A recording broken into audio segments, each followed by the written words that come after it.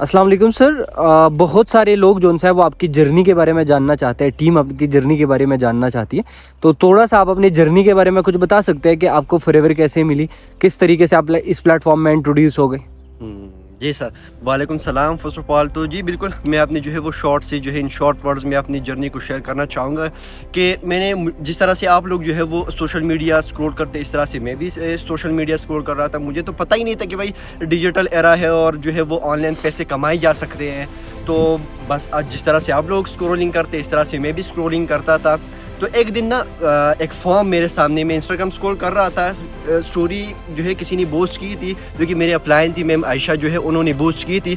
मैंने वहाँ पर क्लिक कर दिया तो देन मेरा फॉर्म वहाँ तक उनकी सारी डिटेल्स चली गई। देन उन्होंने जो है वो मुझसे रब्ता किया। देन जो है वो ट्रेनिंग आने लगी, फिर मैंने ट्रेनिंग की, मेहनत की एंड उसके बाद जो है मेरे इंटरव्यूज़ हुए, मेरे इंटरव्यूज़ पास किए, मुझे सर्टिफिकेट्स मिले फॉरएवर की तरफ से। फिर बात आ गई 2CC पे। अब यहाँ पे मामला बढ़ गया। अब किस तरह से बढ़ गया मैं आप लोगों को थोड़ा सा एक्सप्लेन कर देता हूँ। 2CC के लिए जिस तरह से जो लोग फॉरएवर को जो है वो जानते हैं, मोस्टली सारे लोग जानते हैं, जस्ट 2CC पे आके रोकते हैं। इस तरह से मैं भी आया और मैं थोड़ा सा रोका, यानी पता ही नहीं था कि भाई ये क्या हो रहा है, क्योंकि 2CC में प्रोडक्ट परचेज़ करने पड़े एज़ यू नो।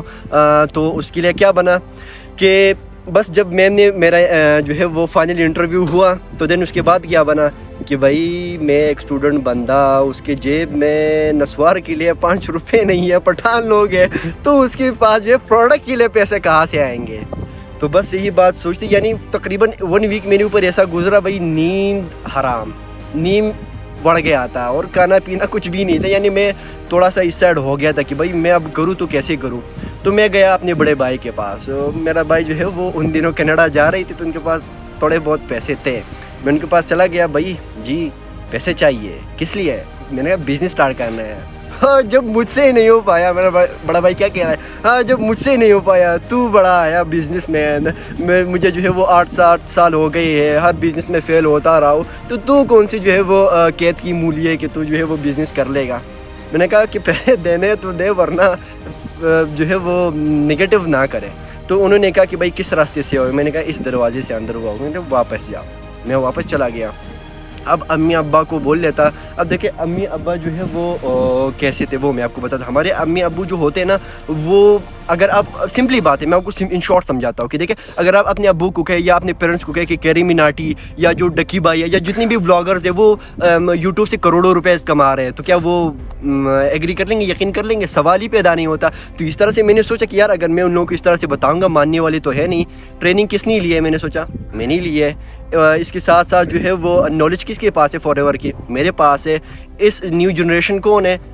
मैं हूँ। और इस न्यू जनरेशन जो है वो ये 21st सेंचुरी है ना, तो 21st सेंचुरी में हो क्या रहा है, टेक्नोलॉजीज़ क्या है, एआई, ये सारी चीज़ें कौन जानता है? मैं जानता हूँ। तो मैंने कहा वो जो है वो उनकी जो जनरेशन है वो थोड़ी सी ओल्ड है, तो वो आजकल की चीज़ों से इतना वाकिफ़ नहीं है। फिर बस वो बात हुई कि मैंने जो है मेरे पास तकरीबन मैं उन दिनों खेलता था, एक गेम था फ्री फायर। मैं पाकिस्तान को इंटरनेशनली रिप्रेजेंट करता था, मैं ई स्पोर्ट प्लेयर था।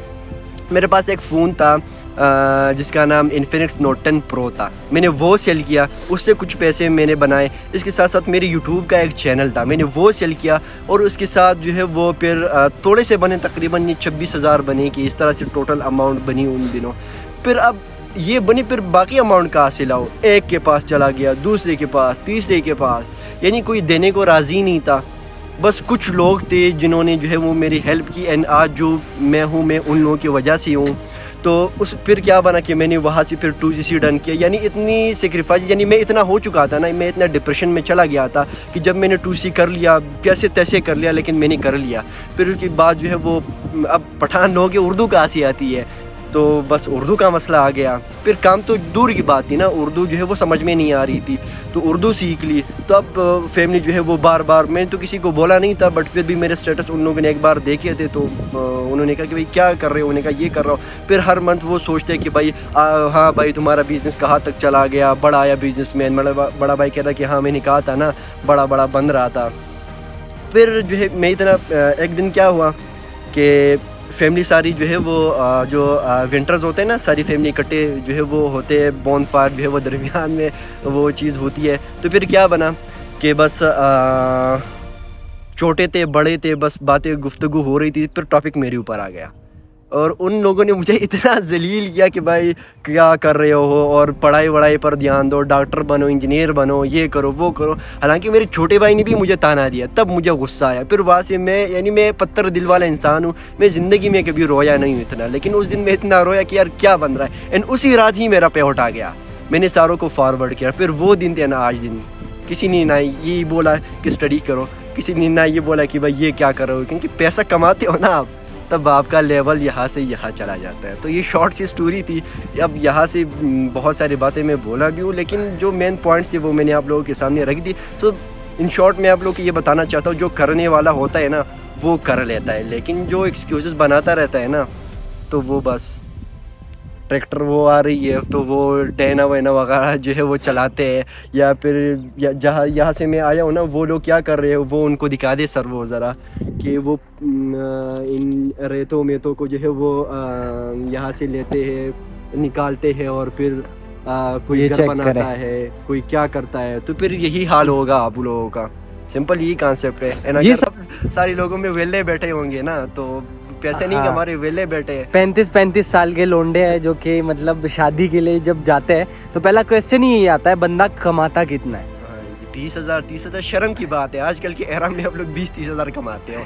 अभी मैं आप लोग को बताता हूँ फ़ोन कौन सा है आप लोगों के पास, 13 Pro Max है ना, 13 Pro Max 12 Pro Max गुर्दा बेच के और इन चीज़ों से जो है वो हमने आईफोन्स लिए हुए हैं। और तकरीबन जो है 80,000 60,000 30,000 का हर एक बंदे के पास फ़ोन है, उसने उतने कमाए कितने, 0 शून्य।